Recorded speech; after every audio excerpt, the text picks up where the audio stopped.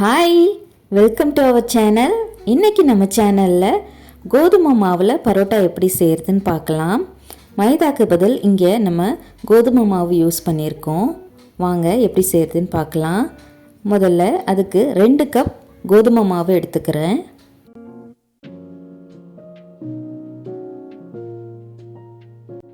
இது கூடவே தேவையான அளவு உப்பு சேர்த்துக்கலாம். நான் இதில் ஒரு 1.5 ஸ்பூன் உப்பு சேர்த்துருக்கேன். இதை லைட்டாக அப்படியே மிக்ஸ் பண்ணி விட்டுடலாம். இப்போ இது கூடவே கொஞ்சம் கொஞ்சமாக தண்ணி சேர்த்து நம்ம நல்லா பிசைஞ்சு எடுத்துக்கலாம்.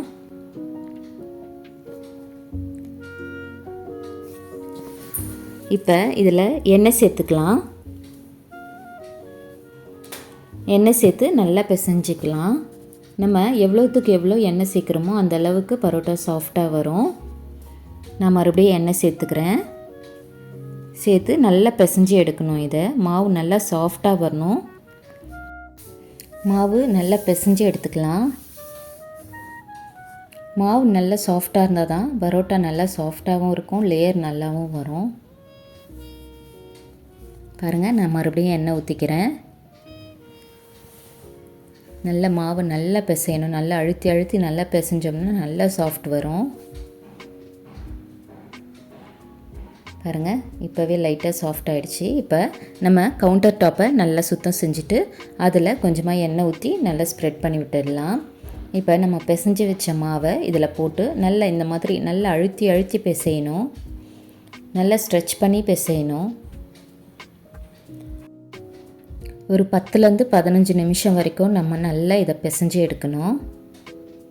பாருங்கள், நான் ஒரு 10 நிமிஷம் பிசைஞ்சு எடுத்துட்டேன். மாவு நல்லா சாஃப்டாக வந்திருக்கு. இப்போ இதை ஒரு 1.5 மணி நேரத்துக்கு மேலே நல்லா ஊற வைக்கணும். மாவு எவ்வளோ ஊறுதோ அந்த அளவுக்கு பரோட்டா நல்லா இருக்கும். இது மேலே லைட்டாக நம்ம எண்ணெய் ஊற்றிக்கலாம். எண்ணெய் ஊற்றி நல்லா ஸ்ப்ரெட் பண்ணி விட்டுடலாம். மாவு காயாமல் இருக்கும் இந்த மாதிரி பண்ணுறதுனால. இப்போ இதை ஒரு துணி போட்டு மூடி வச்சிடலாம். மாவு நல்லா ஊறணும். நான் ஒரு 2 மணி நேரம் ஊற வச்சு எடுத்தேன். பாருங்கள், மாவு நல்லா சாஃப்டாக வந்திருக்கு.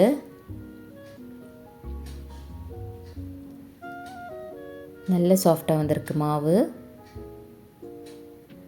இதை லைட்டாக இந்த மாதிரி நல்லா அந்த ஆயிலெலாம் இதில் படுற அளவுக்கு நல்லா நம்ம பிசைஞ்சு எடுத்துக்கலாம். இப்போ இதை உங்களுக்கு எந்த சைஸில் வேணுமோ அந்த அளவுக்கு உருண்டை பிடிச்சி எடுத்துக்கலாம். இந்த மாதிரி ஒரு உருண்டையாக நம்ம பிடிச்சி வச்சுக்கலாம்.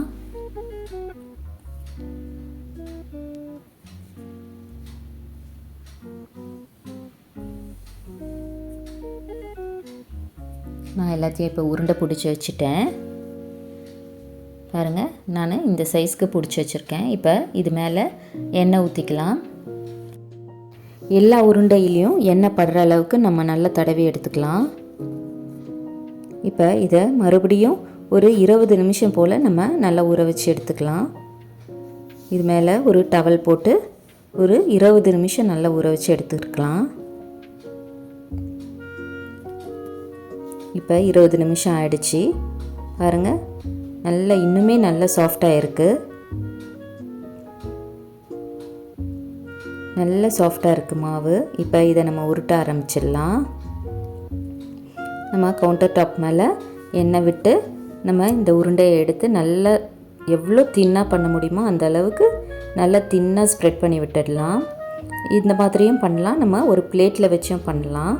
பாருங்கள், பிளேட்டில் எண்ணெய் தடவிட்டு ஒரு உருண்டையை எடுத்து வச்சு நல்லா தின்னாக ஸ்ப்ரெட் பண்ணிக்கலாம். இந்த பிளேட்டில் வச்சு பண்ணுறதுனால நமக்கு எடுக்கும்போது கொஞ்சம் ஈஸியாக வரும். நல்லா ஸ்ப்ரெட் பண்ணி விட்டுக்கலாம். உங்களுக்கு வேணும்னா ஒட்டுற மாதிரி இருந்துச்சுன்னா கொஞ்சம் லைட்டாக எண்ணெய் தடவிக்கோங்க. இப்போ ஒரு கத்தி வச்சு இந்த மாதிரி ஒரு லைன்ஸ் போட்டுக்கலாம். இந்த மாதிரி பண்ணுறதுனால அந்த லேயர் நமக்கு நல்லா கிடைக்கும். பாருங்கள், லைன்ஸ் போட்டதுக்கப்புறம் இந்த மாதிரி எடுத்துக்கலாம் மாவை. இப்போ இதை அப்படியே சுருட்டி எடுத்துக்கலாம். இந்த மாதிரி சுருட்டி அந்த எட்ஜை எடுத்துகிட்டு போயிட்டு லைட்டாக டக் பண்ணி விட்டுடணும். பாருங்கள், நல்லா சாஃப்டாக இருக்குது மாவு. இப்போ நம்ம பரோட்டா மாவு ரெடி ஆகிடுச்சு. இதை நம்ம உருட்டி எடுத்துக்கலாம். ரொம்ப திக்காகவும் போடக்கூடாது, ரொம்ப தின்னாகவும் போடக்கூடாது. ஒரு மீடியம் சைஸில் நம்ம இதை உருட்டி எடுத்துக்கலாம். இந்த மாதிரி நல்லா உருட்டி எடுத்துக்கலாம். இப்போ தவா நல்லா சூடானதுக்கப்புறமா இதில் நம்ம பரோட்டாவை போட்டு எடுத்துக்கலாம். இதில் கொஞ்சமாக எண்ணெய் விட்டுக்கலாம்.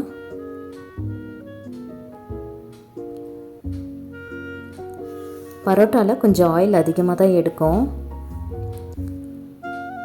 பரோட்டா ரெடி ஆகிடுச்சு. இந்த அளவுக்கு நம்ம பரோட்டாவை போட்டு எடுத்துக்கலாம். நம்ம கோதுமை மாவு பரோட்டா ரெடி ஆகிடுச்சு. ட்ரை பண்ணி பார்த்துட்டு எப்படி இருந்ததுன்னு சொல்லுங்கள். இந்த வீடியோ உங்களுக்கு பிடிச்சிருந்ததுன்னா நம்ம சேனலை லைக் பண்ணுங்கள், ஷேர் பண்ணுங்கள், மறக்காமல் சப்ஸ்கிரைப் பண்ணுங்கள். தேங்க்யூ, பாய்.